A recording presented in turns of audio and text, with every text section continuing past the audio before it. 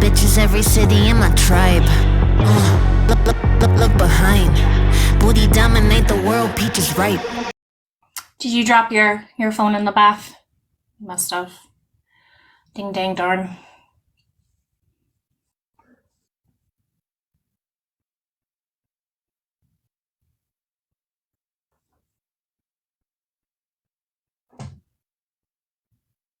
Or does it know what a cesarean is? It really, I mean, obviously when it comes to like pro-abortion, a lot of the people I debate are men because they know so little about the process of pregnancy, prenatal care, maternal care.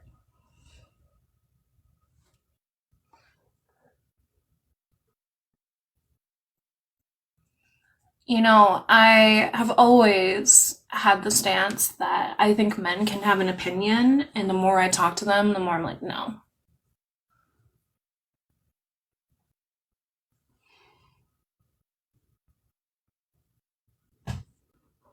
Do I think men view abortion as active rejection of themselves? No. There was a Reddit post. I've never referenced this online because it's a Reddit post, and I think it was actually like picked up, but there was a Reddit post and the user was the father. So essentially he got a woman pregnant and she wanted to have an abortion. And he said, I've always wanted to be the father. I would love to take care of the child, blah, blah, blah. So she's like, okay, if you want to have full custody of the child and raise it, I don't mind giving birth for you. So she gives birth to the child. She even agrees to pay child support. So, and she pays more than is court ordered. And after about 2 years, he wanted to go back to the judge and sue her that she needs to take at least 50-50 custody because he was essentially so burnt out and resentful of his son because he didn't have any help.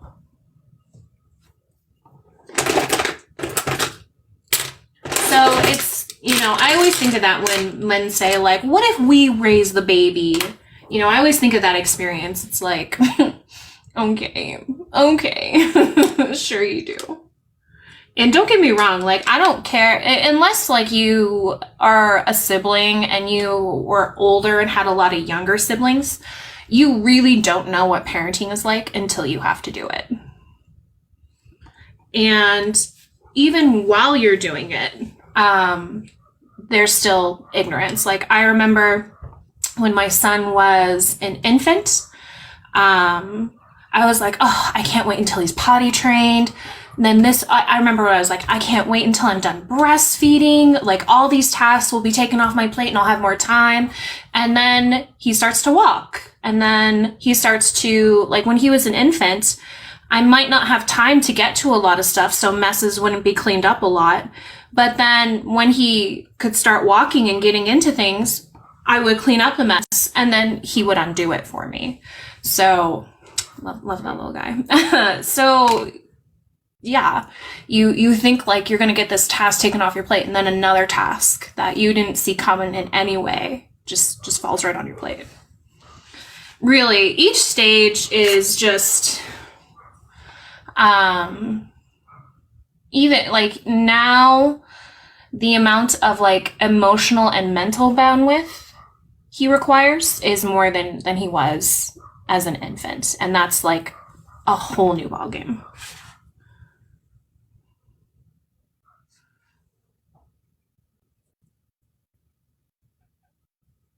I was actually talking to Sean about this and telling her, like, imagine you have a roommate and this roommate is drunk and they never have money and they need you to do everything for them. Like, I went on and it was just just a fucking mess. Hey, how's it going? Good, how are you? I'm doing good, thanks. I typically agree with all of your points. I have been up here before, but I think the point that you had about prostitution before wasn't as concrete as the point that you have today. And I disagree that I believe that it is both work and sex. Okay. Why? I think that regardless if you're performing the service direct to client or you're in front of a video camera, you are performing a service and you are performing labor for remuneration, and for some kind of pay, regardless of whether or not the person performing the service is doing so under duress or being trafficked, or if they're just a worker trying to make ends meet. It is still work. Like, we don't differentiate between whether or not a slave is working or wage worker is working. They're still performing labor. Right. I don't think in this context I'm dividing labor as necessarily that equals work, but work in terms of like, what are the conditions that should be acceptable for laborers themselves? Like, would you say sweatshops are ethical? No, not at all. But that, again, I agree that depends on the conditions of work. Right. But the conditions of prostitution vary greatly depending on the sector, and the region. That is true, but I would argue that most prostitution, if not all prostitution, do not provide adequate working conditions. I think that has a lot to do with a lot of regions being under the Nordic law and the conditions of work, especially since a lot of the aspects of the work are currently illegal. And there's a lot of stigma against the work and against anyone who performs the work as well. That's what really makes the conditions more dangerous rather than performing the work in and of itself.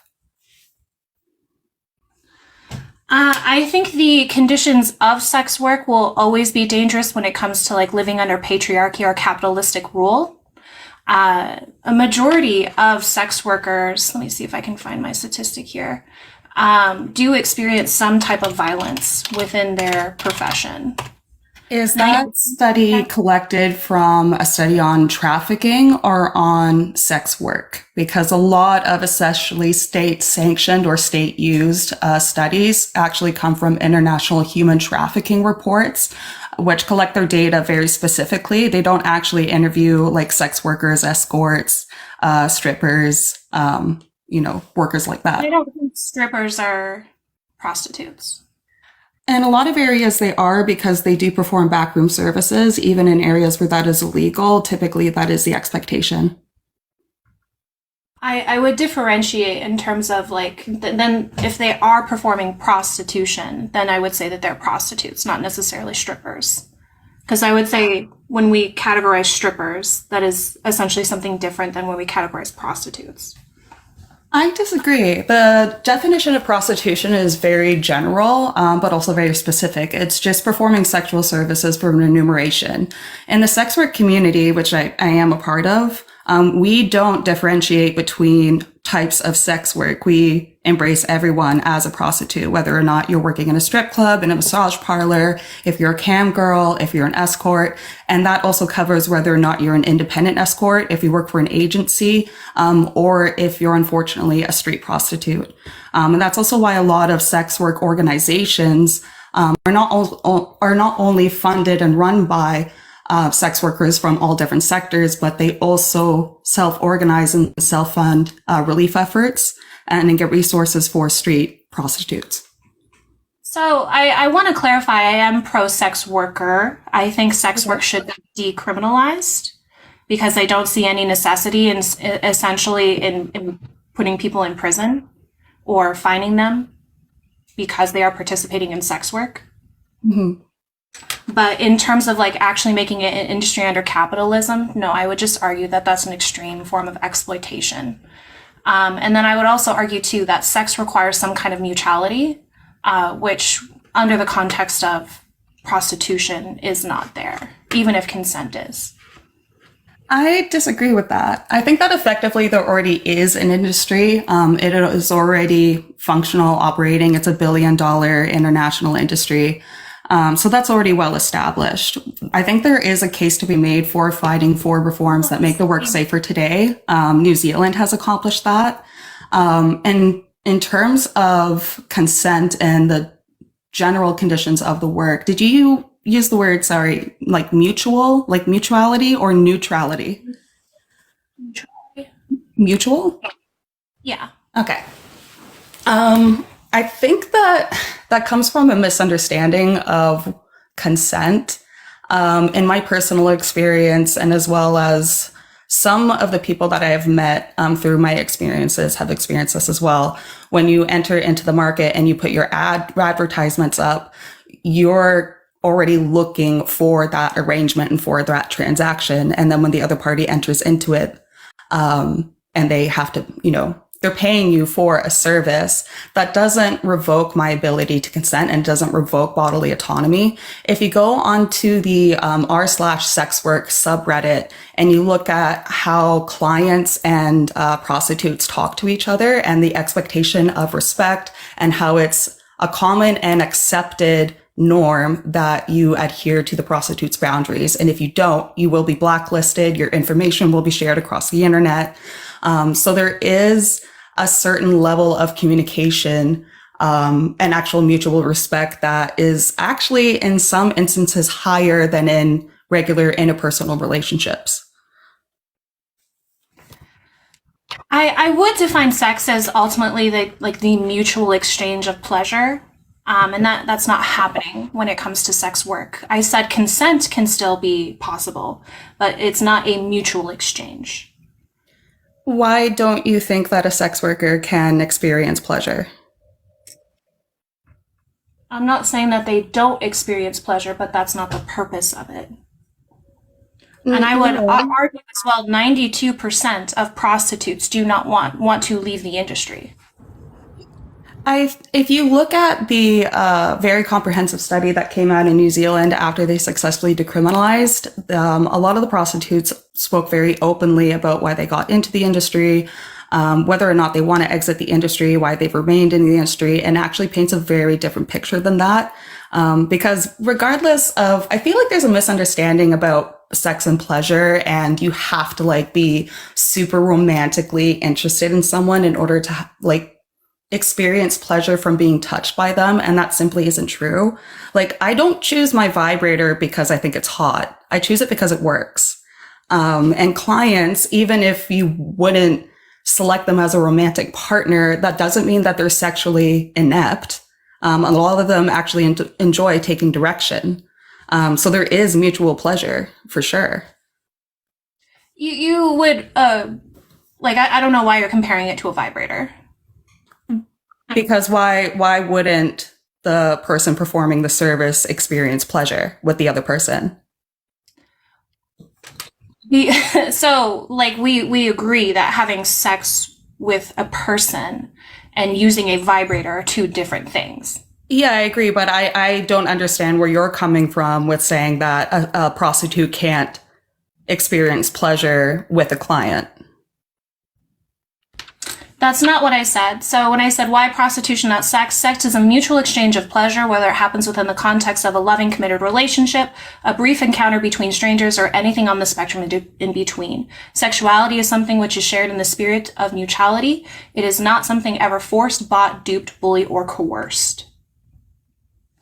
So because it is bought, I would say that it's not a mutual experience. I disagree with that definition. Just because you add the word bought doesn't take the sense of a mutual exchange or the pleasure out of the equation. You can't just throw a word in there and that becomes a concrete reality. Reality actually shows something very different from that definition. What do you mean by that? I mean that sex workers typically experience pleasure with their clients. And so I disagree with your definition. Do you have a study on that? Yeah. If you look up the comprehensive study, I don't have the link on me, but I can look it up on my laptop real quick. It's from New Zealand. They did it pretty quickly after they fully decriminalized, and they went out and interviewed different sex workers on the job. Let me see. A survey, or is this a study? It's actually both. It's really, really, really in depth. I have it bookmarked. I just need to find it because I've had it for a while. Okay.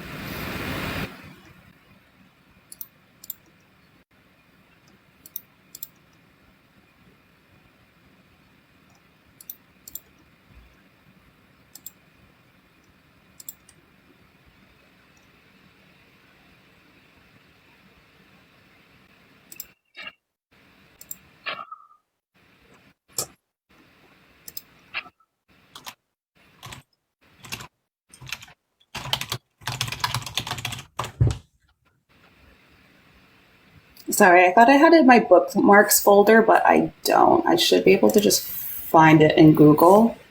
Oh, the other person put pause on. Okay, 1 second.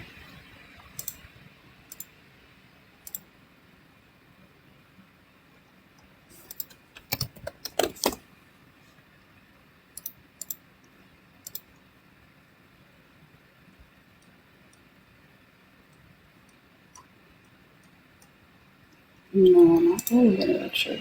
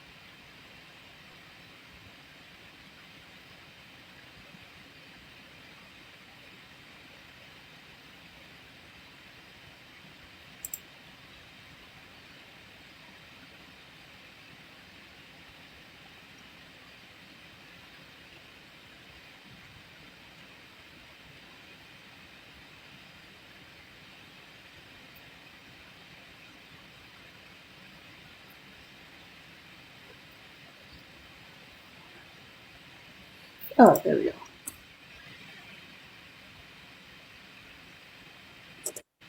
Okay. Oh my gosh. All right. So it's called The Impact of the Prostitution Reform Act on the Health and Safety Practices of Sex Workers by the University of Otago. I'm sorry, what was that?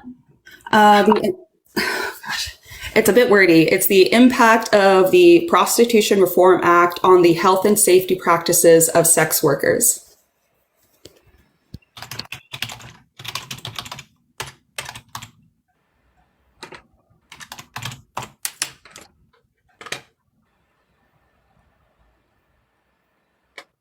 Okay.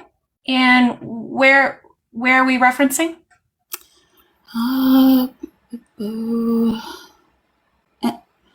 Okay, so there's Section 5 covers entry into sex work, movement between sectors, and exit from the industry.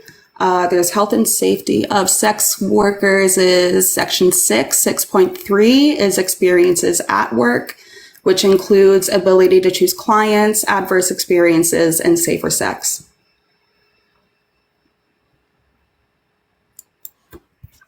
I'm sorry, you said Section 6? Yeah, so that'll be page 116.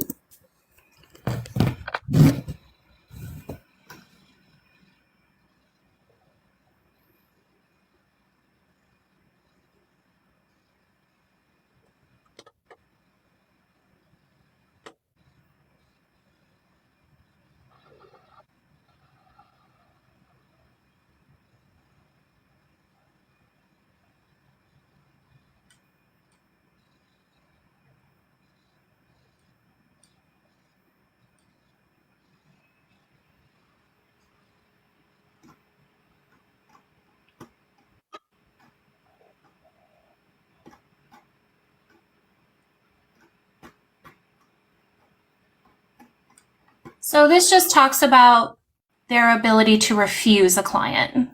Yeah, the entire section is about overall experience. So it goes down into adverse experiences as well as safer sex. The general aim of the survey is to cover overall health and safety. In terms of actual mutual pleasure, which is a lot more subjective, I recommend clicking around the r/sex work subreddit and seeing how sex workers describe interacting with clients. I think it's a lot more, I think collecting different data points on how prostitutes discuss their jobs for me, it has more weight than those like one-off articles you see coming every once in a while from major media. They're like, yeah, I'm a sugar baby and I never sleep with my clients and I make so much money and I'm so happy, or $1 million OnlyFans person. I think that those are extremely detrimental to the overall movement for sex work reforms and ending the stigma. But in terms of actually experiencing pleasure with clients, pleasure it doesn't hinge on being with a romantic partner. You can experience sexual pleasure with a friend if you want to. Lots of people explore sexuality with their friends in the first place. And I never said it had to be with a romantic partner. I said it could even be between strangers. Yeah, exactly. So why when it becomes transactional, why does that somehow? Because you're purchasing consent. You're essentially commodifying the body. So that we can see invalidates the experience of the prostitute. Like if you're experiencing pleasure when you're having an intimate exchange with someone, whether or not it's transactional. If experience pleasure, but it's not like agreed upon pleasure, is that okay? No, of course not, but it is agreed upon pleasure. So that's what we're talking about here. Like the issue is like what I believe Kenzie is talking about is the issue of capitalism in general and being forced and coerced into doing like the selling of your body and the selling of your pleasure. So like regardless of if you get pleasure, and I would actually make the argument that most sex workers don't get pleasure from their clients, but it's really the point of like in general, like the issue of capitalism is coercing people into doing something that they either wouldn't normally do, and something with your body would be like if you're forced to do something with your body for sexual pleasure that you would not normally do, that's great. I absolutely agree with that, actually. I think under capitalism, a lot of people are forced to do things that they otherwise would not do and are forced to do it at such long durations of time and under such conditions of stress that they have no real time to really explore who they are as people.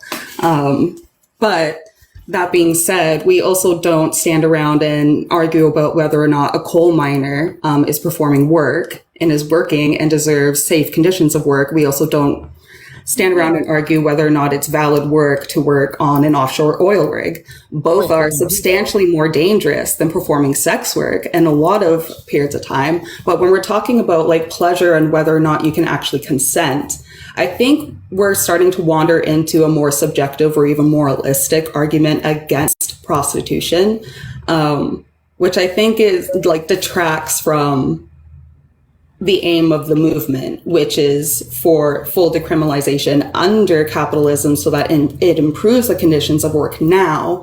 But part of that too is that the Nordic model, which is the dominant model in most advanced capitalist countries, makes it illegal to work under the same working place because that's technically a brothel. In Canada, where I am, they call it a body house. The issue with that is when it's illegal to work under the same roof, that pushes prostitutes out onto the street and makes them vulnerable for them being picked up by pimps, by traffickers. There was a situation in Canada and BC where there was a serial killer on the loose. It's, I think, back in the 70s, and a group of prostitutes got together and they were operating under the same house, one woman's house. They called it Grandma's house. They were found out and turned out onto the street, like immediately. It didn't matter that the serial killer was targeting prostitutes off of the street. Their safety didn't matter. That they were technically breaking the law mattered more. And this issue of safety. like you're saying a lot, but you're not going up against the point. So like we do actually argue against like people working on oil rigs, and we do argue against like coal mining. Like that is a big argument when it comes to like the labor force. Like no one would argue that like prison labor isn't slavery and not work. Like when it comes to the issues of work, it is about the coercive nature of the work, like is the argument that we're making. Like I feel like you're making an argument that no one here is making. Like no one here said to make it illegal. No one here is advocating against it. We're just talking about the coercive nature in which like the system that we live under that forces people into doing things with their body. Okay. And if you're forced to doing something with your body in a sexual nature, that is great. Like, Okay. it's just that simple. So therefore, prostitution is work. No, it's I would push it more onto like the like certain prostitution can be work. If it, like your definition of prostitution is also stripping, so like it's whatever. But like even still with that, I feel like I don't necessarily, but whatever. The idea here is that like there's a coercive nature within a system that forces people to do something, and a power imbalance with buying consent. Like the power imbalance is the issue. Like you realize that, right? Yes. Right. So like you saying like the stuff about a serial killer or whatever, there's a serial killer in Canada all the time. That shit's terrible. But like them getting pushed out onto the street is also another issue with capitalism, because it's not profitable for them to make prostitution legal or allow them to operate out of a certain household. Like the stigmas that are on prostitution are not here. Like we're not arguing those things. We're arguing the coercive nature of the system. I would actually argue against that. I think by stating that prostitution is not sex, the stigma is absolutely there, especially when it's followed by the comment that rape and purity culture uphold patriarchy. Where do you think the stigma comes from? It comes from purity culture. Yeah, but prostitution not being sex and being grape would also be would not be adhering to grape and purity culture. Like pointing out the coerciveness of the system and saying that a system is forcing you to do something with your body sexually that you wouldn't normally do, and thus forcing you to be raped, is not upholding grape and purity culture. No, what I'm saying is that there's no sense in saying that prostitution is not work, when effectively it is very much work. When compared to other forms of work, it is actually safer, and there's no arguments against those forms of work being work or not. They're just work. And everyone argues whether or not those workers should have safer conditions of work. Whereas prostitution, again, the point being made here that I was arguing against is that prostitution is not work. I argue that it is work. It is effectively work. You are being paid numeration for a service. Sure, And it is effectively also sex. And then when you paralyze the question on these moralistic arguments, we get completely away from... Excuse me? There's not a moralistic argument. How so? Yeah, because like coerciveness is not a moralistic claim. I'm not arguing against whether or not there's coercion. In all forms of work under capitalism, there is an element of coercion. There is an element of coercion, but like extreme coercion that forces you to do sexual acts with your body is what? Yeah, that's not a moralistic argument. Exactly. These are not like moralistic things. This is a like bodily autonomy argument. No, this is the downward spiral of moralistic arguments that I'm trying to get away from, where we cross the line. What is the moralism in the argument? The moralistic argument being that all prostitution is not sex or not work because it's extra coercive. That is not at all points true. Not only that, but the movement is trying to push for decriminalization in order to make the conditions of work safer and make it more effective for sex workers to be able to self-organize and be able to fight for their rights. It also puts more power in the sex workers' hands, whereas what they don't want is the German model, which is legalization and state regulation, where the capitalists do actually make a massive profit off of prostitution. No one is arguing that. Sure, and no one is arguing that. That's the issue. Like, you keep saying these things, but no one is arguing for that. We're arguing to call it what it is and to call out the system for what it is, and forcing people into doing things with their body that they would not otherwise normally do.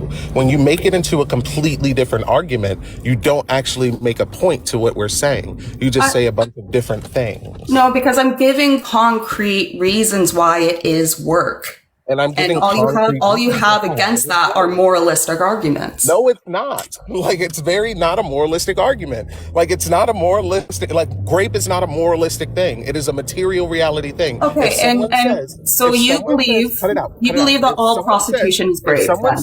If someone says you forced me to have sex with you, regardless of the context of the forcing, is it grape? Yes or no? If it's forced, yeah, that's great. But prostitution is not all great. When someone says that you forced me to have sex with you, is that a moralistic argument for grape, or is that a material reality argument? We're not talking about grape. We're talking about prostitution. If a person's bodily, and we're making the argument that prostitution within the system is always grape. I disagree with that. Okay.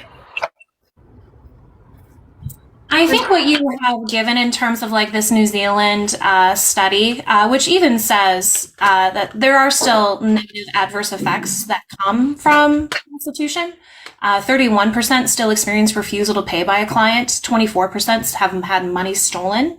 While it has improved the material working conditions, again, this is not the full reality, I would say, of sex work globally. No, it's not the full reality, but to generalize by saying that it is not work or it's not sex is incorrect. And also, those issues are not endemic to prostitution itself. Those are problems of the system in and of itself. And they also exist in other forms of work. Why does someone have to pay for sex? That's a long and complicated question. Socially, a lot of people are alienated. Under capitalism, when we have this isolation of the nuclear family, a lot of people just unfortunately don't develop their social skills. They're kind of shoehorned into being workaholics. Also, if you're not, a high market value partner, you're not, very... Because you can't find someone to mutually participate? Yeah, but that's dehumanizing towards the client.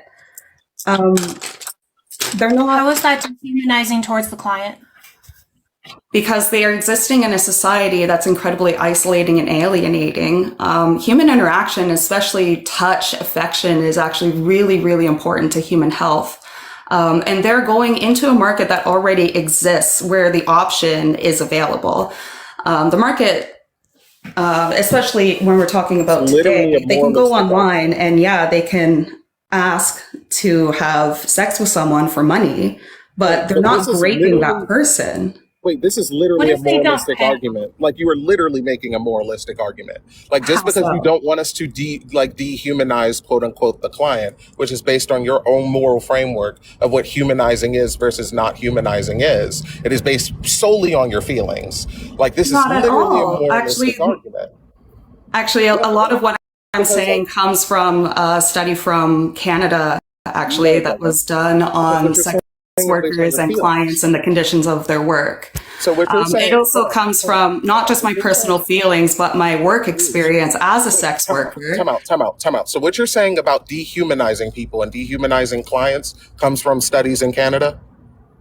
Studies in Canada and my own working experience as a sex worker. Your own working experience means nothing. But when it comes to based on what? Your own working experience means nothing. When it comes to yes, because it's anecdotal.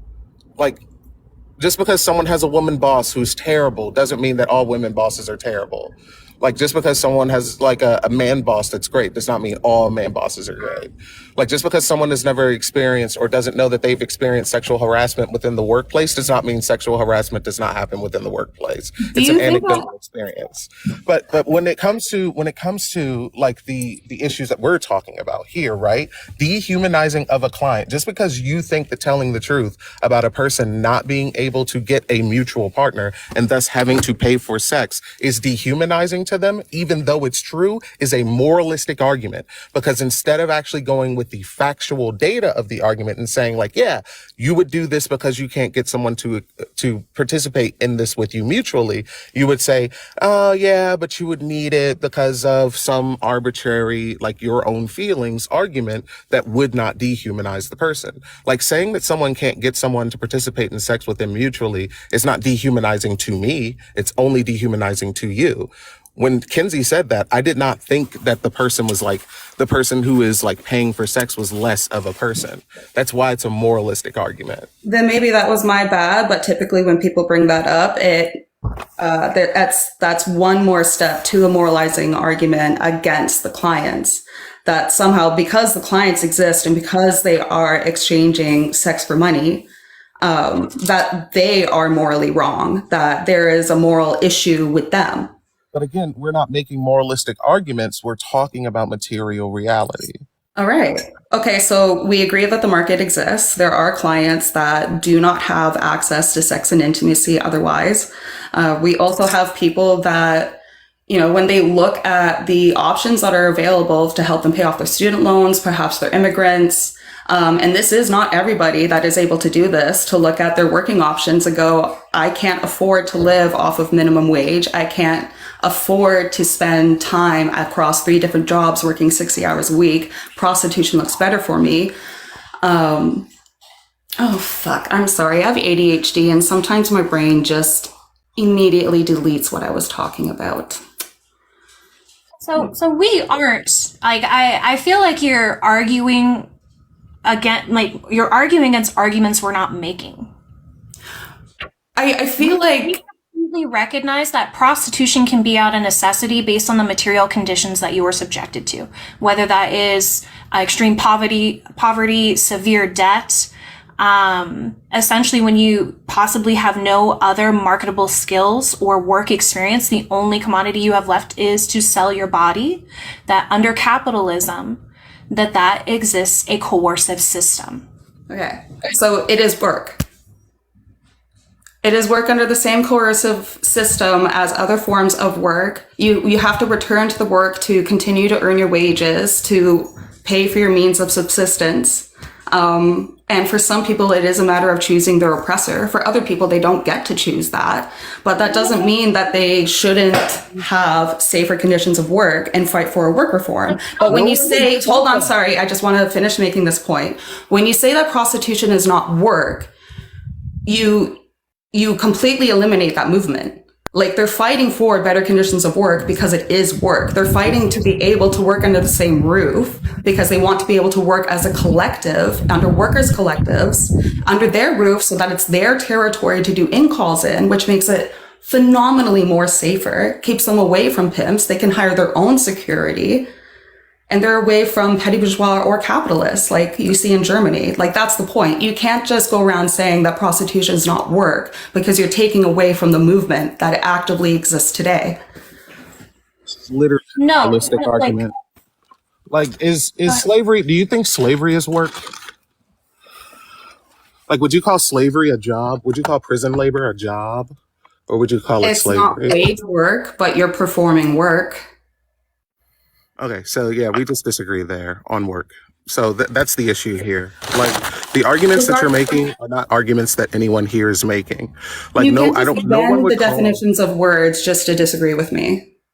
Yeah, definitions are not prescriptive; they're descriptive, and they go based upon what we say. Like, when people say "go out and work," like, just for an example of this, when people say "go out and work," they don't mean go out and become a slave. Like, so, like, no one would ever think, like, if you went out and worked or if you were doing slave labor, they wouldn't call it work. Okay, like, I'm a Marxist. I believe that words mean things concretely. When I say work, I mean work in the classical word. They were performing labor. Whether or not someone's appropriating the full fruits of that labor, or you're only getting paid a meager wage back, it's still work and it's still labor. Wait, time out. Because if you were a Marxist, then you would know that words don't mean things concretely. I'm a Like, what? dialectical materialist, so I do know that No, words you're not. mean, like, the words that we use here and now today mean something concretely today. You don't get to just choose in the moment what it means just because you want to disagree with me. They don't mean things concretely. Yes. Yes. There is, you can actually have context around what standard you apply to work, which I've already addressed. So why prostitution is not work. Not every activity which is compensated should be defined by the terms of employment and work. We see and accept this when we're talking about human rights violations, like what Sean brought up in slavery, what I brought up in terms of sweatshops. When we examine prostitution, we see that it is not the conditions of the labor which it renders an unviable employment, but every aspect for what passes as labor, and beyond that, the very structure of framework which it occurs. Prostitution as an institution itself is an abusive in of itself. Safe working conditions are integral to any form of employment, but given the very essence of prostitution, not just its conditions of operation or of any external circumstance that affect it, such as legislation, is harmful in a multitude of ways. Prostitution is an irredeemable form of exploitation and in no meaningful way should be compared to actual work. What did you read that off of? The National Center of Sexual Exploitation. That doesn't sound biased at all. Of course, I do disagree with a few points made there, but you read very, very quickly. It doesn't... This is what I mean by subjective or even moralistic arguments, is because of personal feelings around prostitution in and of itself. The argument is being made that it's not work. It is effectively, objectively work. And again, there is a widespread international movement of self-organized sex workers organizations that are calling for full decriminalization as per the New Zealand model because they want to improve their conditions of work, and the New Zealand model proves that that is possible. So when you paralyze the question on whether or not it even is work, you completely dismiss that movement. 1 second. What is in common with New Zealand and Canada? They're capitalist countries. What else do they have in common? If you're going to make a point, may as well make it, because there's a lot of things to have in common. They're more developed white countries? Canada more so, yes. Great. So you're essentially highlighting the material conditions of what I would consider more developed countries within a system, ignoring essentially other countries that don't have the same material conditions. That's not ignoring it at all. Again, this is an international collective of organizations. They have sister organizations in South Africa, in India, in Latin America, and they also address the issues of human trafficking as well as pushing for reforms where it's possible. But again, when you paralyze the question of whether or not it's even work, you dismiss that movement altogether. What would you call prostitution under communism? Under communism? Yes. Probably non-existent. You would call it sex, right? Yeah. So you wouldn't call it sex work? I really think that depends on the person and whether or not there continues to be a social need and people feel naturally compelled to meet that need. So it's not really for me to say, but I would hope that no one would feel compelled to perform sexual services in order to feed themselves or to keep a home. Wait, what? In short, I would hope that no one would have to prostitute themselves. But you said people enjoy it. But it would be just sex. The transaction would be eliminated. So I feel like you kind of ran into the point that essentially if we take the material conditions of needing to make money, then it's not work. No, because there's other conditions that are being met at the same time. Like the social conditions in communism would be completely different, and there would also not be a market need. But I can't say whether or not that would be Market need.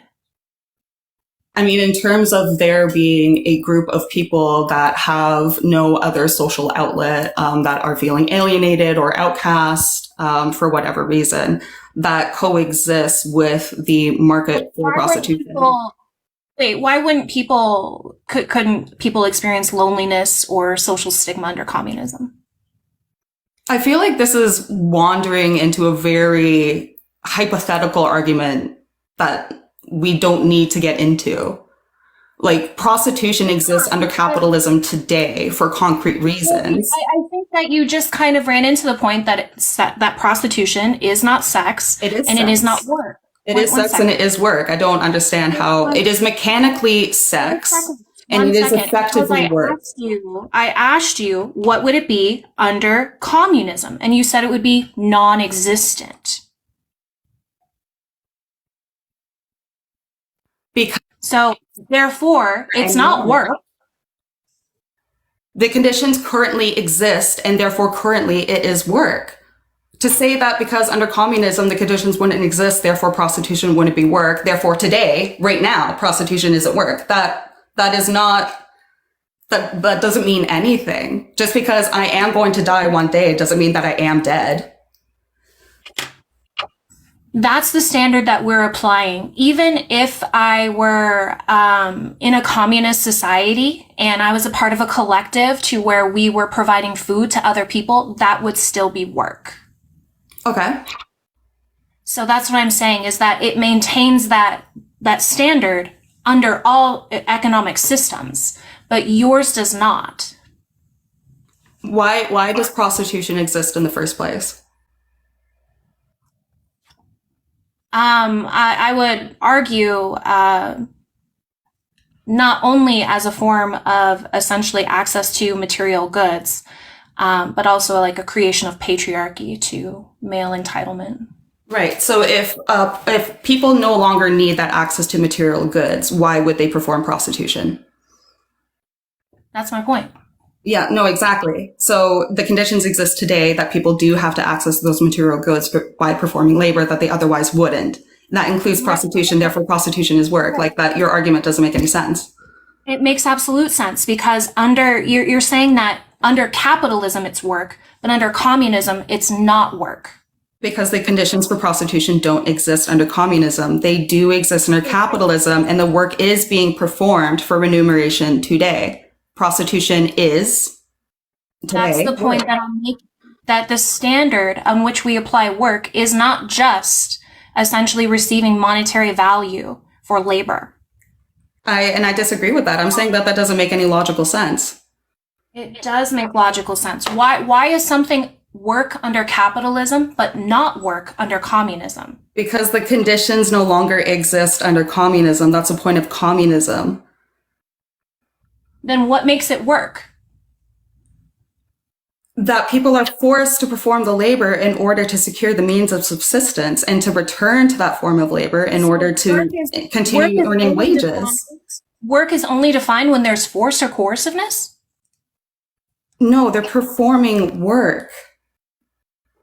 Why is it not work under communism? Because the conditions no longer exist, the market would no longer exist, the coercive element would no longer exist, and people would be entering into free sexual relations with one another. Those conditions do not exist under capitalism.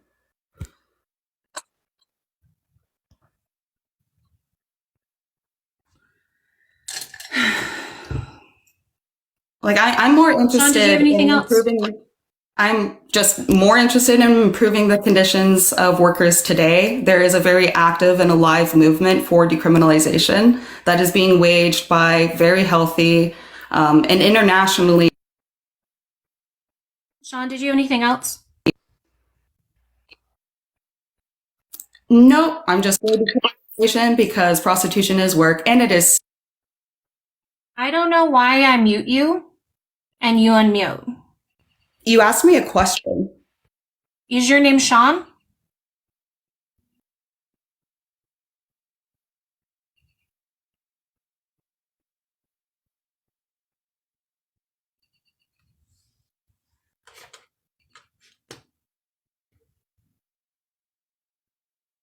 Okay. I appreciate you coming up, Kay, but I think this is ultimately turned into a semantics argument.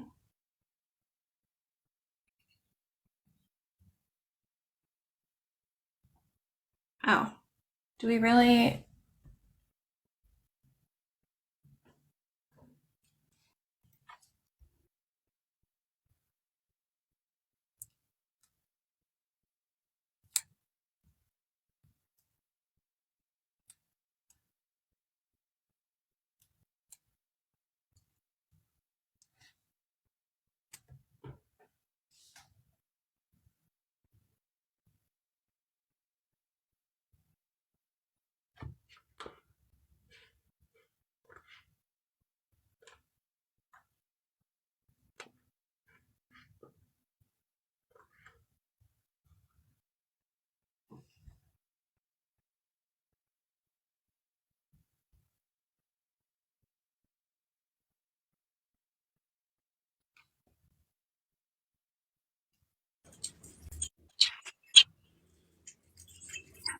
Hello, welcome. Hey, a long time no speak.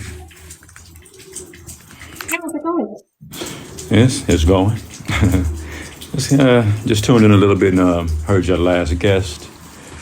And I agree. I do believe that prostitution is work. And I'll say that because growing up in Las Vegas, I had a lot of friends, girls who were prostitutes. They were called escorts, and they worked for the escort service. And some, they would refer themselves as working girls. And it's interesting because I remember when I used to first hear them say that, they're like, oh, I got to go to work. I used to go to work. I would have that same type of feeling. I'm like, why are you comparing what you're doing to work? I was kind of judgmental of what they did. But once you hang around them and see them as human beings and realize these are just women doing what they feel is best for them at the time, monetarily, morally, or whatever, and you see how... I'm gonna stop you right there. No one is making the argument that we are anti-sex workers. I absolutely understand under capitalism that the material conditions that people are subjected to requires a possibility of participating in in prostitution. And so what is the disagreement? Essentially that it is a form of coercion. The reason that it doesn't fall under sex is because there's no meaning of mutuality, and that it does not fall under work because when we look at essentially the standard on what we should define as work, it would be under exploitation. When you say should be defined, should be according to whose barometer? Within the context of this conversation. Because we're talking about conditions of employment. Do you think sweatshops are ethical? No. That's definitely coercion. Because that is coercion. That is forced labor. Exploitation, yeah, that is. Correct? Yes, right, forced so under that's penalty. Conditions of prostitutes are the same. Now, I would say if one has I don't know what words are legal or not, or get you stricken here, but a pimp or someone who was forcibly forcing them to do that. If it is their choice, then I don't see that as coercion. I see that as one having a service or a product, being that their existence and their physicality is their product, and one is offering to pay them, then that's... And then also when you see how they have to do it, they're not just laying in the middle of the street and people just come up to them. They have to actually go out and work. They have to put in the, effort. And it's just another form of sales. You can, if you have a beautiful cars and people... No, it is not another form of sales. The human body should not be a commodity, because when it is a commodity, it leads to dehumanization. Right, I can understand that. I'm not going to necessarily dig too deep into that, but I can understand that argument, the moral and the dehumanization ramifications of that. Yes, I do agree that can come into play. But if one does not ever participate in sexual activities, either with themselves alone or with others, then we could say, okay, well, they're doing something that's completely immoral and, dehumanizing. But we actually have sex with ourselves often. And therefore, that lets us know that it's not something, we don't have an issue with the fact, the act of it. We have an issue of what we call it or the conditions in which it's participated in. So I don't think, I look at it like this, a basketball player. Some people may say, well, you're not doing work. You're just playing a sport. You're playing a game for money. And I go, no, they are doing work. There's different ways that we define and describe work. And for example, I trade stocks. Some people could say, oh, you sit at a computer all day and stare at the screen all day. That's not work. It's definitely work. You have to invest your time, your energy, your effort. You have to develop a certain skill set. And even with, prostitution, they have a certain skill set. There are girls who don't look as good as others and make even more money because of their their skills. So it is a form of work. It's not maybe the most moral form to some, which I can understand that. I disagree, but it is definitely work. Again, this is not a moral claim. This is a material condition claim. Because I'm at work, but how many times are y'all going to keep moralistic arguments, materialistic claims? I think that's where the whole, disconnect is. It's in that I think saying it's not work is a moral issue. And just by stating that, it takes away from what these girls do. Like someone in the comments, stop saying girl. It takes away from what they're doing and, the sacrifice that they make. Time out. The idea of value in itself in this argument is a moralistic claim.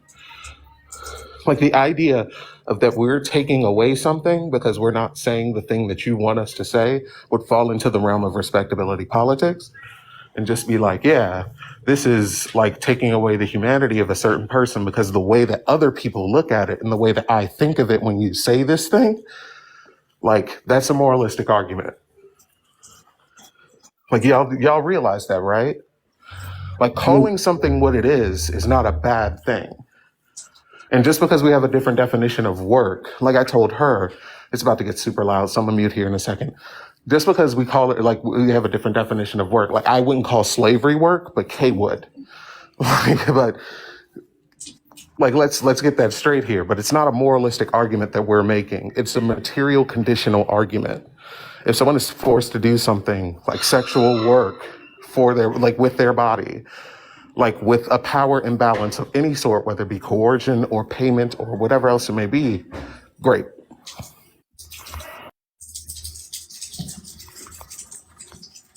Well, I don't see it as coercion. I don't see it as a forced. I see any activity which you participate in willingly without being forced is a job and work. And that's where I see that the difference is how you're comparing the... Wait. So let me give you a scenario. Let's say that I'm working in a company and my boss calls me in and he says, you either need to sleep with me or I'm going to fire you. And if he fires me, then I'm aware that I will not be able to make rent. And so I consent to having sex with him. Was I coerced? Was I forced? Or was I a willing participant? Coerced. Right. Coerced. So even though you recognize that I agreed, there was still an element of coercion and force. Yes. Right. So that would be the same when it comes to prostitution as well. No. Well, Only if one, as I said, if one has like a pimp and they're saying, if you don't do this and you don't get that out in that corner, the Ike Turner voice, might get out there, Annie Mae, and do this and you're going to get hit. If that's what's going on, that's a different thing. If one just goes out and says, hey, like the girls who I knew, they were like, hey, wow, after high school, in Vegas, that's part of just the culture. I'm not going to, that's just, Vegas is known for that type of thing. So girls fell into it. And I was like, damn, girl, I remember you from elementary school. This is what you're doing now. They willingly heard about it and just went to it. No one forced them into any of it. This was a a financial. I'm not really interested in your anecdote of girls that you went to elementary. If we look at like the overwhelming experience of prostitutes, 71% are physically assaulted, 63% are raped, 89% of respondents wanted to escape prostitution but didn't have other options for survival. 75% had had homeless at some point in their lives, 68% met criteria for PTSD. Right. And I don't disagree with that either. Because I know a lot of them that went through a lot of stuff and stuff that, they're suffering a lot of things as of right now, now that they're older. So, yes. What if the Jones doesn't pay? I'm sorry, what was that? What if the Ron doesn't pay? Is that theft of wages? Or is that grape? Ooh, that was, I don't know, I guess that was just being stiffed on a deal, on a sale. Like if you don't pay your credit card, if I don't pay my credit card, then I didn't pay my credit card bill, and therefore I took advantage of the service. So you just didn't get paid for what you were supposed to get paid for. Also, so if I'm sorry, go ahead. So if a prostitute is taken, so can a prostitute be raped? Yes. How? By told they can't leave the room unless they do what they're told, and they're not going to get paid. And or if they are going to get paid, but they're forced under physical coercion to do things that they did not agree to or is not normally within what they're signed up to do. Wait, I'm sorry, did you say by not being paid? Yes, by not being paid and or by being paid but being forced physically to perform acts that they wouldn't normally perform to, or they don't agree to, or is not within their... I just asked you what it was if someone is not paid, and you said that would be the same as you not paying your credit card. Right. You would say that would be rape. Yes. Now you're saying that it is grape. Yeah, well, that would, in that situation, yes. If someone is going to, that is your service, and the grape definition falls into a specific act, which is sexual. So yes, that would be. You're going to force me to, anytime someone is forced to perform certain sexual acts that against their will, paid or not, that is the grape. Paid or not. So wait.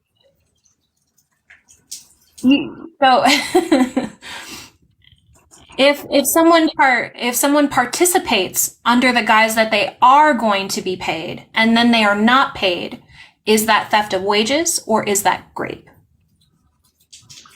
That would be theft of wages. Yeah. Okay. That's theft of wages. So that's not. No. That's not.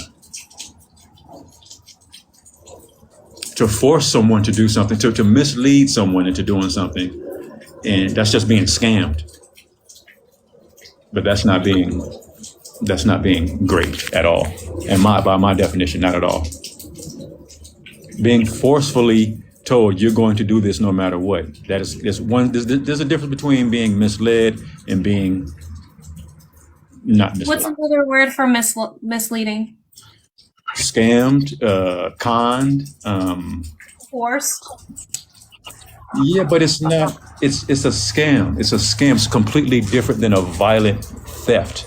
Let me give you an example. So, we were going to go to the Super Bowl this week, and my friend, even though he has a lot of money, he was like, "Okay, I'm going to spend $10,000 on Super Bowl tickets. We're going to go." And then he found someone on Craigslist for $2,500. And the tickets were like $6,000 each. And I'm like, man, don't do this, bro. It's not going to work. It's not going to work.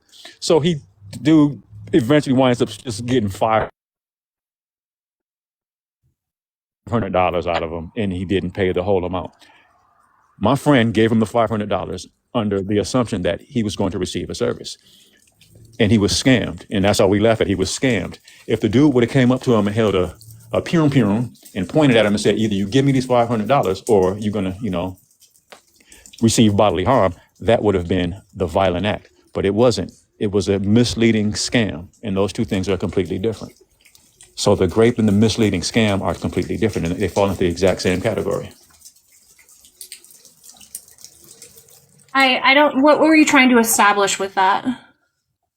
That there is a difference between being scammed and being forced into any situation. You can be scammed out of Why thinking you're do going to get paid. people participate in prostitution? I'm sorry, 1 second. Let me just go in the house. Okay, what was the question again? Why do people participate in prostitution? By and large, I'm going to say because of the cash. The amount of cash you can make for doing something that you don't find, morally, something that you don't mind doing. So if people essentially had access to the basic necessities, they would not participate in prostitution? I mean, so you recognize that like sweatshop work is unethical because it's exploitive and the hazardous working conditions. Why do you not recognize that about prostitution? Because it's not being forced. I believe it's not being forced. How many jobs would people not do? Sweatshop workers are not necessarily being forced either. Who's not being forced, you said? Sweatshop workers.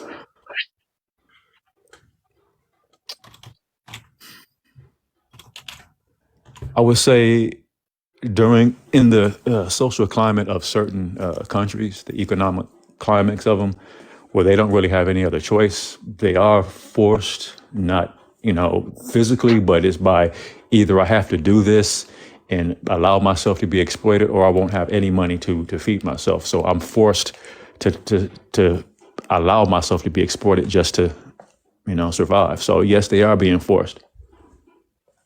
Do you think prostitution can fall under that same description? Yes, and I think pretty much the vast majority of every job falls in that position. There's very few people. Oh, I don't know. I can't really say that, but I would say there would be a lot of people who said if they weren't paid for their job, they wouldn't do it. There's a lot of people. Sure. You recognize that the material conditions of the labor within sweatshops and within prostitutions are different than when it comes to other forms of employment. Yes. Right. Like when I go to like my serving job, there isn't the constant threat of possibly being robbed, being raped, being violently assaulted.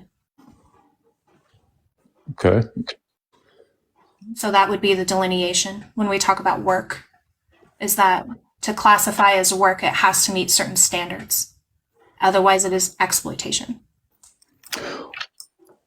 Well, look at like a construction worker.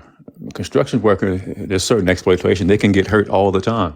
At any time, they can get hurt. What percentage of construction workers become injured? I don't know. I've never looked it up. Okay. Well, if you can give me similar statistics of that of prostitutes, then I would concede on that one. Do you know the statistics on prostitution or prostitutes? Yeah, I read them to you. I'm sorry. Would you do it again, please, shortly? Just the injury besides the PTSD.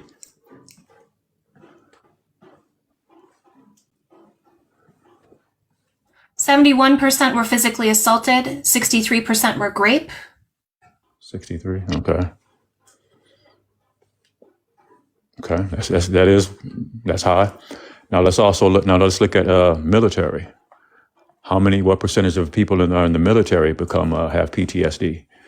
So I just saw a whole thing on that. That's another thing too. So what we consider military. Yeah, absolutely. I do consider the military to be a form of exploitation, especially the draft. Okay. All right. Well, there goes my got you moment on that one. Okay. Well, I guess so you are a feminist. Would you consider yourself a feminist? Yeah, it says debate a feminist. Oh, okay. I'm sorry. Yeah. Okay. So you already have a specific bias towards anything. Okay, let me ask you this then. What about male prostitutes? Is everything exactly the same? Is it the exact same? So how many male prostitutes are assaulted? Do you know a percentage on that? The difference between male and female? I do have some statistics, but what would be your point with this? Well, if, let's say, for example, It says 99% of victims in the commercial sex industry are women. right? So I'm going to, 95% women in the commercial sex industry have a want to escape but see no other means for survival. okay. Now with the men, I don't know. I don't know if those numbers, are across the board. I don't know if men feel no other way to succeed. Women, I understand that in this society and culture, women are often exploited in a lot of ways. They don't get paid as much. They can get denied a job to a man with less experience. I understand that. So with them, I can understand. Well, they feel the need to resort to such tactics. With men, I don't know. And so that's why I was asking, what about men prostitutes? If a man feels like, hey, I can go and I'm not going to get assaulted, I can beat up most of the people who are going to try to hurt me, I'm probably going to be dealing with, okay, let's just stick to, let's say, heterosexual prostitution with men. So, they're going to be, meaning that they're with women, specifically with women. They don't risk getting beat up unless they're messing with like a MMA fighter or something like that. So the dangers and the PTSD and all that's going to be drastically different. So is it? You would need to show, you're just making assumptions. Yeah, that's true. I'm right. Probably, possibly. But I would see, it seems like if I was to just make a hypothesis on it, the numbers are going to be different. And especially based on the numbers that you said, with the 63% of people being assaulted and the PTSD and all that other stuff, I think those numbers would drastically be reduced because of the fear of one not being assaulted and hurt every time they engage in a transaction. And that's why, if we're going to say, I really don't care what your hypothesis is. Either give me data or don't. okay, well, I didn't have it, but I would, if I was to look it up right now, which I'm just not going to. I'll get off the panel right now in a second, though. But I would think if we're going to just make this claim that prostitution is, not sex work, I would like to hear if it's only specifically for women, or is it the act specifically for women because of the dangers and those statistics that you read, or is it the act in general to all human beings? The act in general, however, we see a majority of people who participate within prostitution are women. Okay, that's fair enough. Okay, well, thank you for your time. Always good listening to you.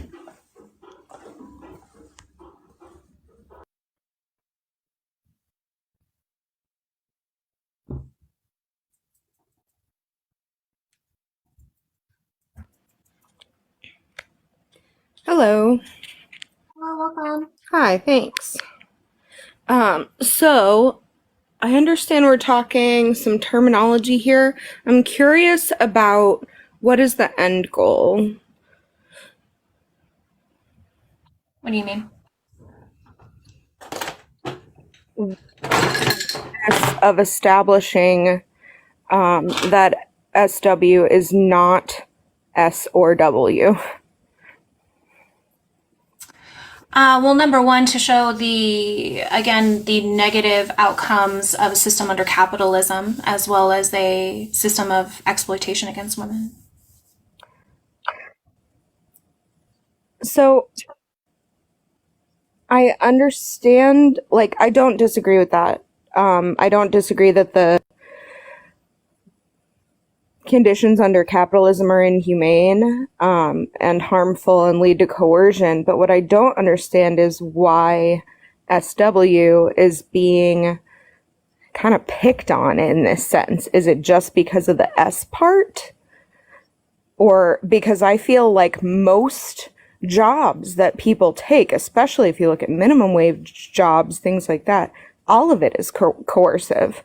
All of it means that you will be not surviving if you don't show up and do things you don't want to do, using your body and taking risks to your body and your mental health.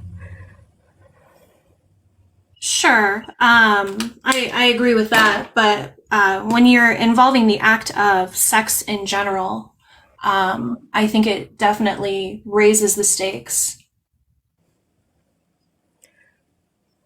And Why is that? Is that because of the criminal risks associated with it, or like the assault, the essay numbers that you're talking about? Your body is the commodification, and I think when there's exploitation to your specific body, it yields higher psychological and emotional damage. I don't disagree that that is, you know, that that's a big deal, but I do disagree that that's not happening with most employment.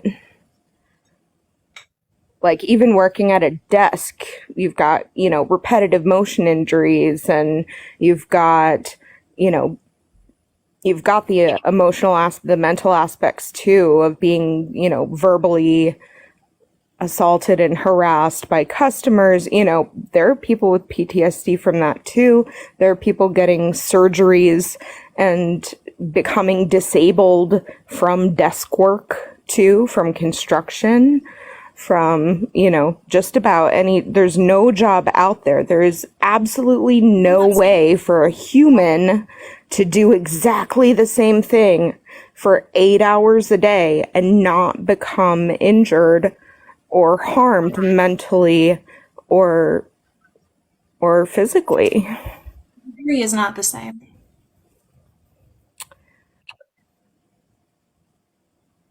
But it can be.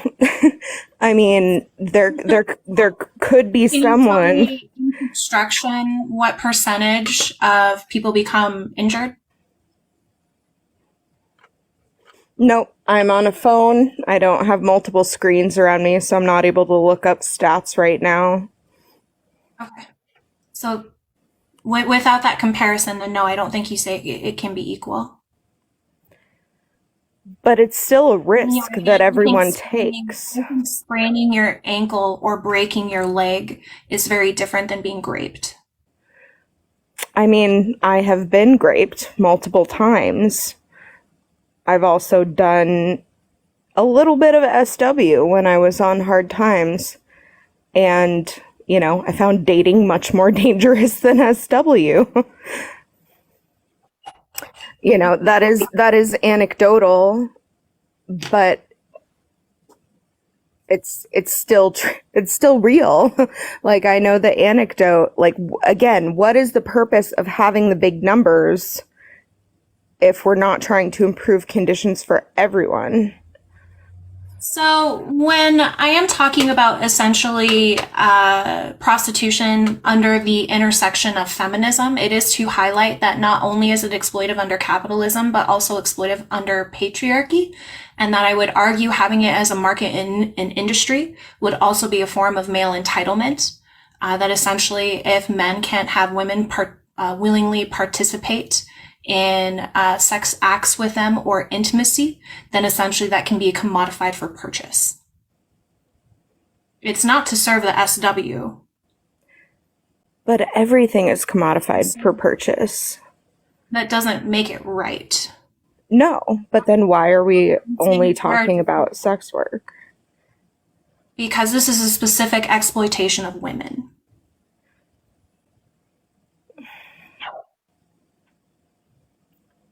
I think it's disingenuous. I think it plays into a kind of purity culture that we have S on this kind of pedestal that says that it has to be so high impact for everyone, for how people feel and how they use their bodies. And I know a lot of people do. You said yourself, why were you participating in SW? Because I'm disabled. Because you said you fell on hard times? Yep, of course. Right, Which is also why I've taken minimum wage jobs where I have injuries that further disabled me and I still struggle with to this day. SW didn't do that.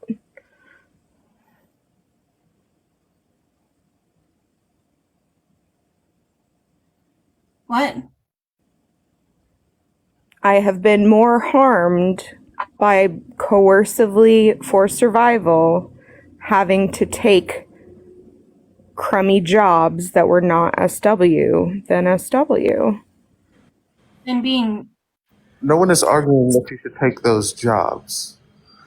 So let me make the argument clear. Kenzie, make it, I honestly feel like it's semantics at this point, but tell me if I'm misrepresenting your argument here, Kinsey. What Kinsey is arguing is that the system that we live under is coercive for all workers, period. But sex work is an unreasonable means to do something with your body that constitutes as great. Because the system coerces you to do something sexual with people who you don't want to do sexual things for. And in every single context of doing something sexual, when you don't want to do something sexual, is great.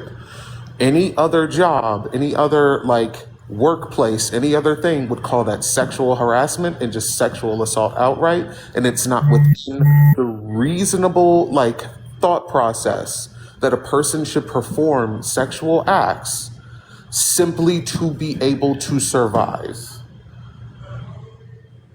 No one's arguing that sex workers shouldn't have more rights. No one's arguing that sex workers, as a matter of fact, I believe that Kinsey's argument, I think Kinsey said this earlier with a different guest on, Kinsey wants to make the argument that sex workers should only be able to choose clientele. And if they deny clientele, they will not lose their house. They will not lose their car. They will not lose their means to eat food. Do you understand that argument now? right, it is for the decriminalization. Because in terms of the legalization, I would just say that would further exploit SWs, especially because of the industry, because then essentially you have people profiting off of their labor. And it's not about the health, well-being, and conditions of the SW. So your goal is decriminalization, which would exclude workers' rights. Is that correct? Under capitalism, yes. Okay. That is helpful. That definitely helps me understand what is the point of disqualifying SW as work, because I don't believe you can detach it from labor, and labor for money is that is work. Again, it's about what the conditions, meeting certain conditions in order to be considered employment. I'm saying it's sex exploitation, not sex work, because of the material conditions. Can you understand, though, that by labeling it grape, by labeling it exploitation, you are increasing stigma against it and therefore the conditions that SWs are dealing with? Wait, that's going to happen regardless. People are going to devalue sex work regardless and look down on sex workers regardless. Again, that is absolutely a fallacy. No, it's not. It sure is. Saying I'm going to participate in a shaming culture because everyone else is doing it, so I have no responsibility. Wait, time out. That is disingenuous. Wait, that's not shaming though. Calling grape is not shaming. But if the SWers call it work and organize for workers' rights, and you cut them off at the knees and say, I know what's best for you. Wait, no one. And your labor does not count as work. And you don't get these rights because your choices are unethical. If we call prison labor slavery, is that cutting prisoners that work at the knees for labor rights? No, because then. So what are you talking about here? How is this argument dishonest? How is calling grape the same thing as? I think because there is a range of what SW exploitation and SW under decent working conditions looks like. I feel like you're comparing a line cook that works 14 hours at minimum wage to a sous chef. You can't. You can't just say cooking is exploitative. Wait, no, you're doing that. No, Like I'm not. I'm yes, you not. are. I You're can making very an much argument about acknowledge it. that things like trafficking exist in the market and create victims, but to victimize against their will, to identify people as victims against their will when they are making a decent living and they prefer it to other labor. Wait, just because you're making a decent living does not mean that you're not still being exploited or coerced. Right. And You everyone do under realize that, capitalism is right? being exploited or Yeah, coerced. exactly. But not everyone under Sure. capitalism is forced to do sexual acts in order to eat food. Right. They might be making choices on who to bomb or what children to unhook from, ventilators. See, Like this is everyone is dishonest. making soul Like crushing this is a decisions dishonest. Yeah, but in this the is system. dishonest because like we're not talking about people who are making decisions on who or who not to bomb or who not to like unhook from perform. I don't even know how to say this. Is it okay to say Right. You're ignoring people doing euthanization? soul crushing work under the No, I'm not. coerciveness of No, we're not. capitalism. Wait, time And out. No, you're instead we're doing that. That's focusing called on that is a fallacy. That is SW literally called because it's a whataboutism. hot topic, Wait, hold on. because people love to Andromeda. legislate Time out. women. Time out. Time out. No, it's because you are doing that. You are doing the whataboutism. That is literally a fallacy. Like we talk about people doing bombings every fucking day. We talk about people doing euthanization every fucking day. We talk about these issues every single day.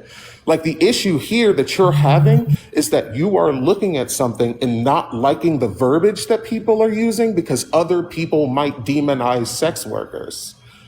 And that in itself is a part of the respectability culture. Like So that's you literally a part of yourself are respectability calling culture. them S workers. Why aren't you calling them R victims? Because we're calling them sex workers for the sake of the conversation, Andromeda. Like stop being dishonest. I'm not. I mean, Yes, you are. if you would prefer for me to say prostitutes, I will. I was just saying SWs because it's easier for censorship.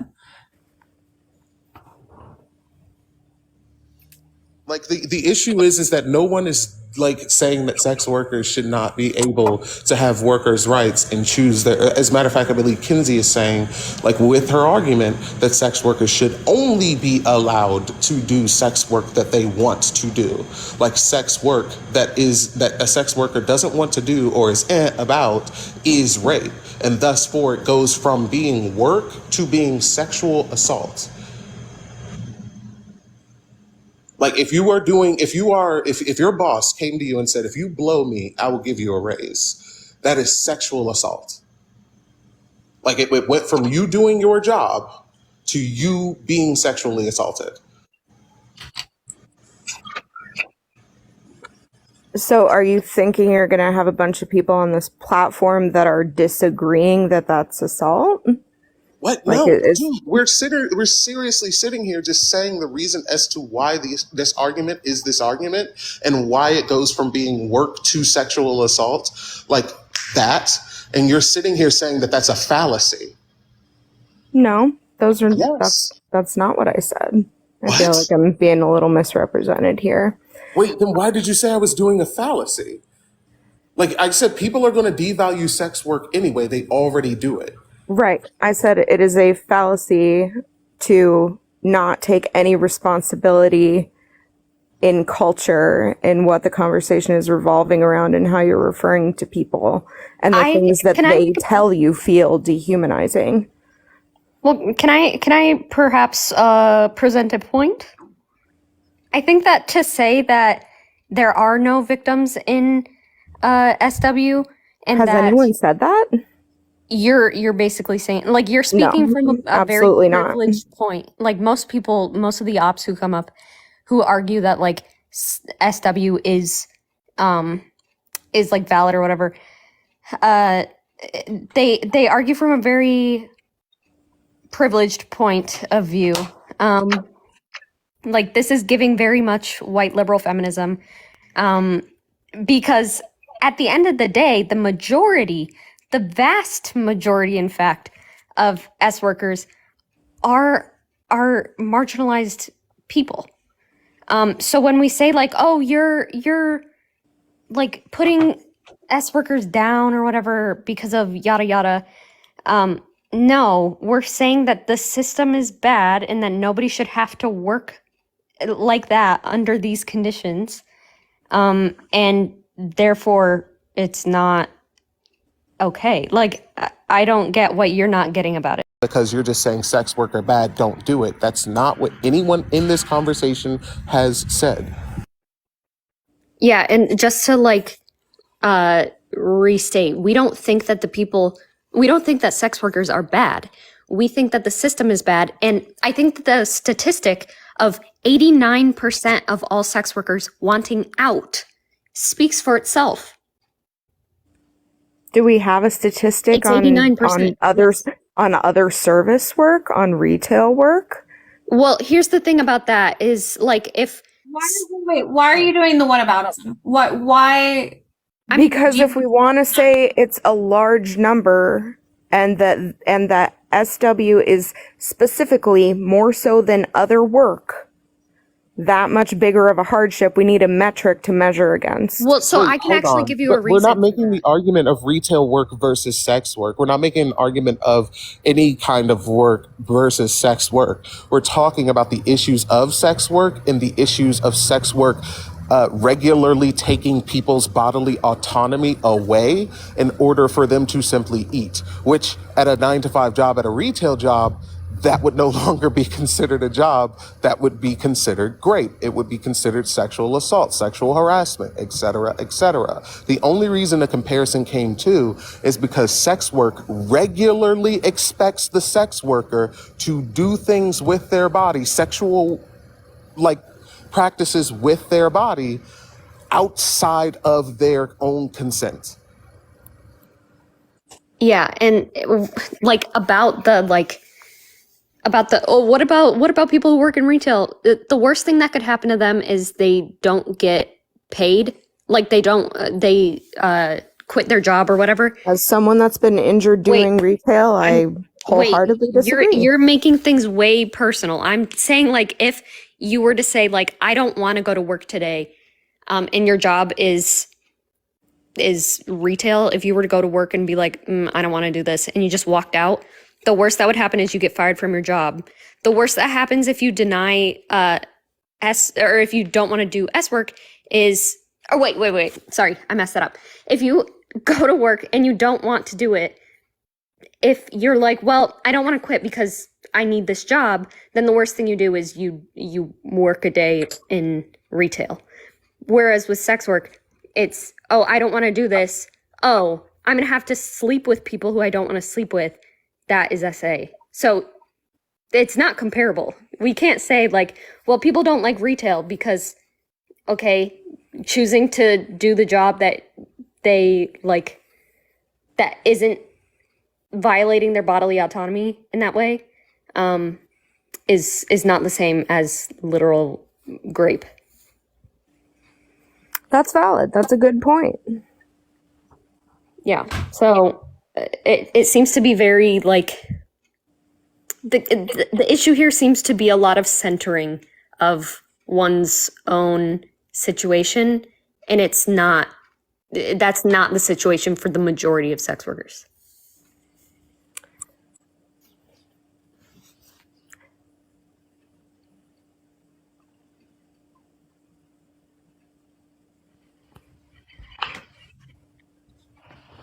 And when the overwhelming majority of sex workers want out, I think that is enough to say like, maybe we should rethink this and not be only talking about and only sticking up for the 11% who want to stay in sex work. How did we address other kinds of exploitative work in the past, though? Like, how have we been successful with reforming exploitation in the workplace that took too big of a physical toll? It depends on what you're talking about, because I still think there are industries that exist. But when you talk about like workers' rights, who are SWs going to get that from? The law. the other unions, the other places that deal with workers' rights. Right, unions deal with employers, so you want SWs to be employees? If they would prefer, if that is a better choice for them. So you want people profiting off of the labor of SWs? No, that's not my understanding of what a union is. A union is something that the workers develop and create with themselves. They appoint union Right, what leadership. is the purpose of the union? The purpose of the union is to enforce and advocate for workers' rights in the workplace. Against who? Against who? Against anyone they're dealing with in the workplace. Against their employer. And in this case, the employer is the customer. Because they're independent contractors, yes. So how are they going to get So from each and every buyer? From each and every buyer, how are they going to get whatever? Like, this is crazy to me. yeah, unions do not negotiate with customers. They negotiate with employers.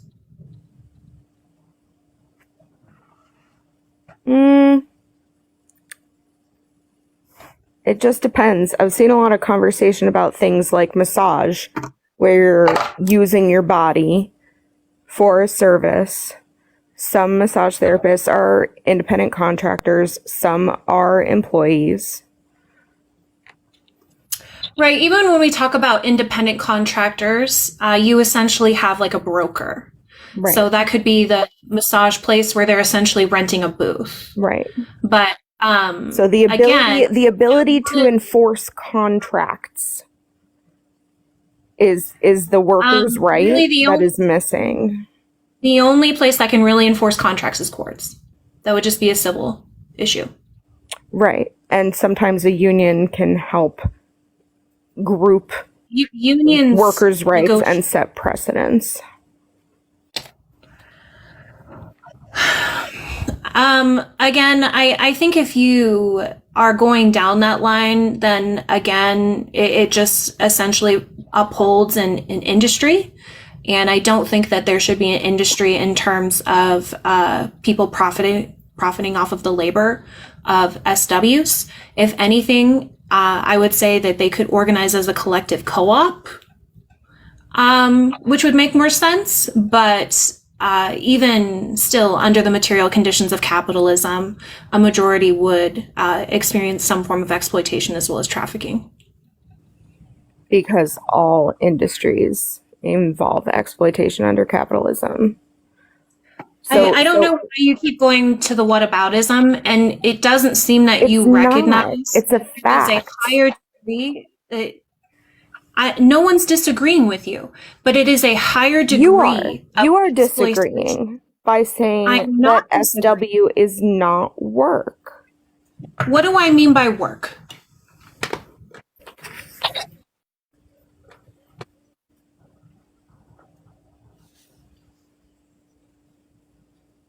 You're asking me to give your point back? Yes. You had no problem doing it just then. You're describing it as a non-exploitative or non-coercive exchange of labor for money. I'm saying that safe working conditions are integral to any form of employment. And since prostitution cannot meet that standard, therefore that's why it's not considered work or employment. I guess that is our base disagreement, that you think there is absolutely no way for it to happen ethically. And I know that that is maybe not the majority, but it's not a totality. Yeah, why do you find it ethical for someone to purchase consent? Because it's part of every day. Every day is transactional. There's transactions in every part of life. Not to the degree of sex. I disagree. I think that As So you think if my employer is like, hey, go upstairs and get me a stack of paper for the printer, that is equivalent to a employer saying, give me a blowjob? no, So then we agree that there's a different degree. I agree that sex should only happen with equal negotiation. Sure. And I see that That wasn't the question.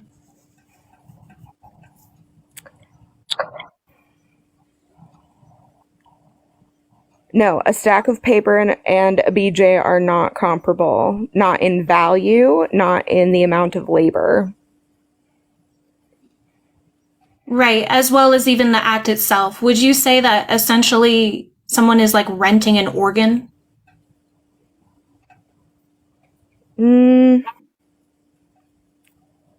There's no basis for that. So no. Really, you don't think like a vagina is an organ? It's not technically an organ. An organ's like a closed system. But it is I thought an organ was essentially something comprised of like two tissue types. the uterus is an organ. The vagina is a canal. It's a tube. But but like we incur wear and tear on our bodies in every job. And some people are going to be more traumatized by certain types of stimulation or more injured by certain types of wear and tear individually. Right, I would say that essentially acts of sexual exploitation or sexual grape would be of the highest human rights violation, which is why it's an outlier. As someone but that's an opinion. That's making a choice for other people. It's not an opinion. That's why we consider sex crimes to be of the highest crimes. And we also have a lot of trouble defining and proving and convicting them because it is so difficult to determine the intent and the damage associated with them versus like if you lost a limb. That's not it. The reason that we have a hard time prosecuting them is because it's hard to determine if consent was present. Right. Not because of like the outcomes of it. Like you would argue that grape is one of the worst things that can happen to someone, right? Yes. Great. So that's why this industry is an outlier when we look at other forms of labor. Because there's also industry where people get their limbs chopped off. And I would consider that on par as a survivor. Okay. Yeah, and we argue against that too. Like but the issue here is that like when we're talking about something that is bad, people tend to do this thing where they point their finger at something else that is bad and be like, yeah, but what about that thing? It's like, yeah, that thing is also bad, but we're talking about this particular thing. Like if we're going to talk about this, we need to stick to the subject. No one is arguing that sex work is,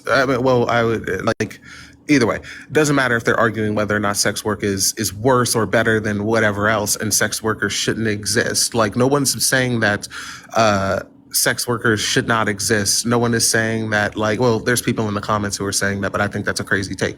But the issue here is the exploitation of the person when it comes to the sex work.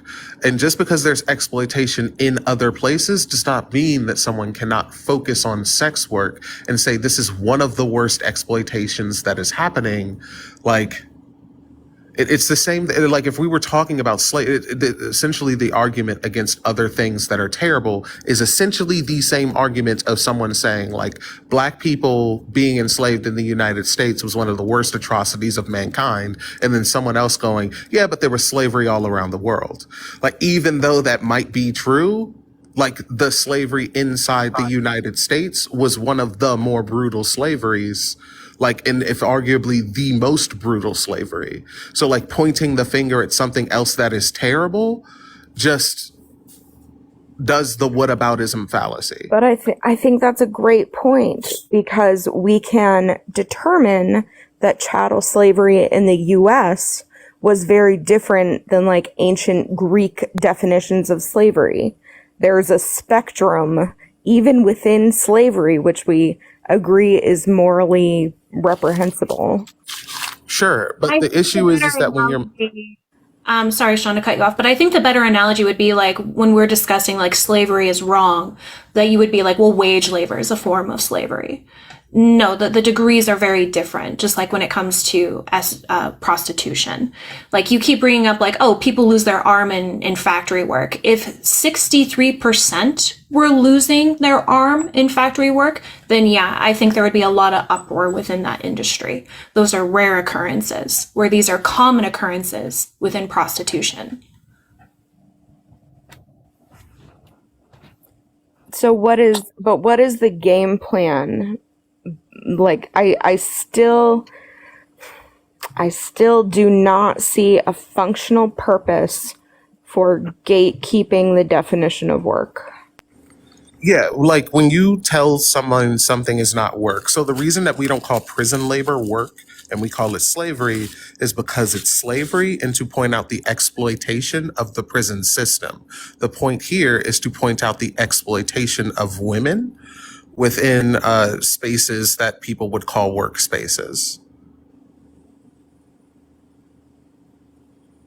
So if someone retroactively told you, oh, that minimum wage job, that was not work. You didn't do work. You were enslaved. A minimum wage job does not force me to perform sexual activities against my own will. It could have. And If that had happened on the job. If they did, You haven't outlined the conditions of the minimum wage job either. If a minimum wage job forces me to perform sexual acts outside of my own consent, then again it would go from being a job to being rape or sexual assault or whatever. Like it would be sexual exploitation at that point. It would no longer be part of the job. This is why when people get sexually harassed on the job, they get settlements from their job. Agreed. So why aren't we distinguishing between when people are violated against their consent on the job and when they are working in SW? Because we are pointing out the exploitation, particularly of women. Because like the overwhelming majority of sex workers are women, and the overwhelming majority of sex workers don't want to be sex workers. And so it would be, this is a women's issue. Like Kinsey is one of the more radical feminists. But if we take this down to a microcosm. One second. I'm sorry. We're not. 1 second. I do have to go shortly. I just want to highlight is that no, all labor is not created equal. I feel this is the equivalent of a pro-lifer saying like, oh, is going to the fridge to get your child a bottle of milk is equivalent to sustaining pregnancy. No, when the labor actually involves your body, it is essentially an extension of your consciousness and therefore comes with other ramifications that other labor does not. Not to mention, like, well, I guess this is along the same lines. Like, if my boss tells me to go get a stack of printer paper and bring it to the desk or whatever, like, yeah, maybe I don't want to do that, but it's not going to cause me trauma. Whereas, like, being forced to have sex with people will 100% cause me trauma.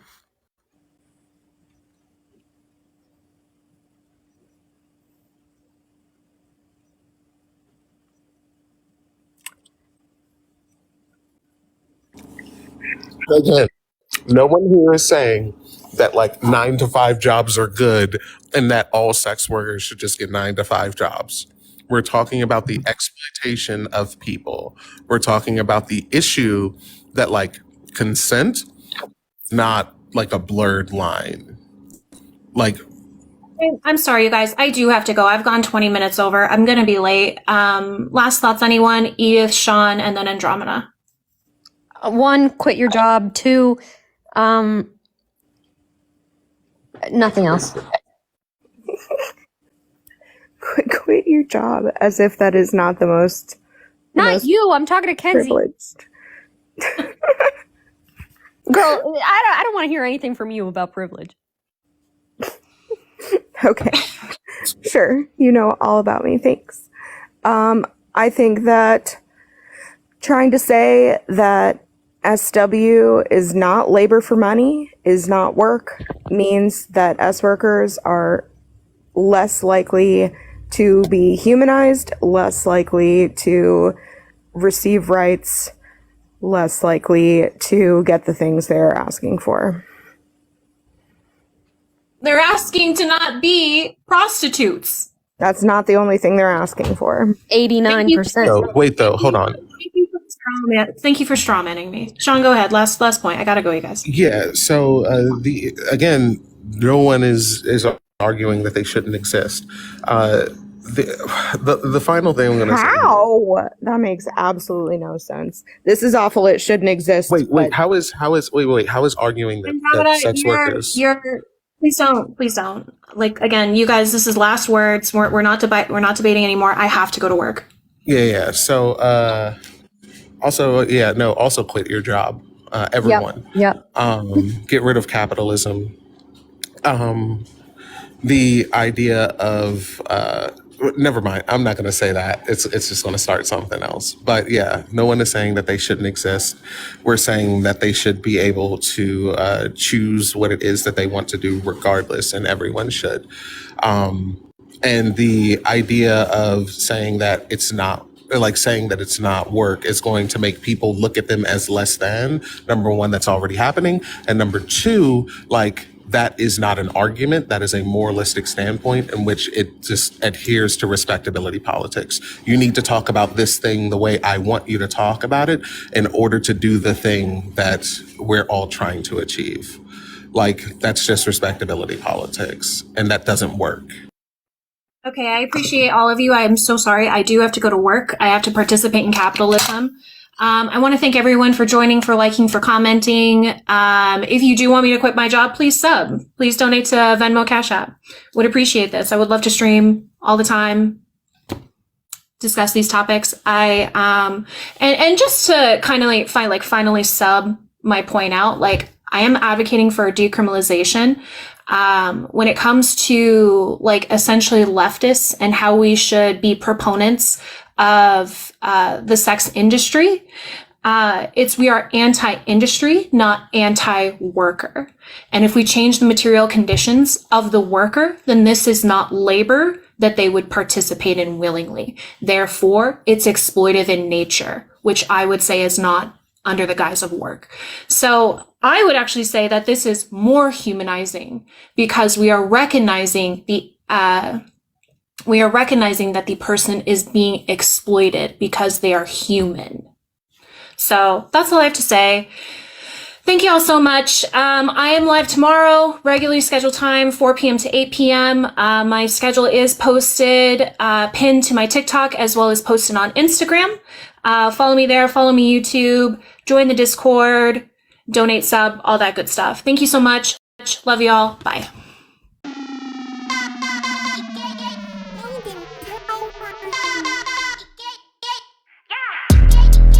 I'm so fucking cute, bitch.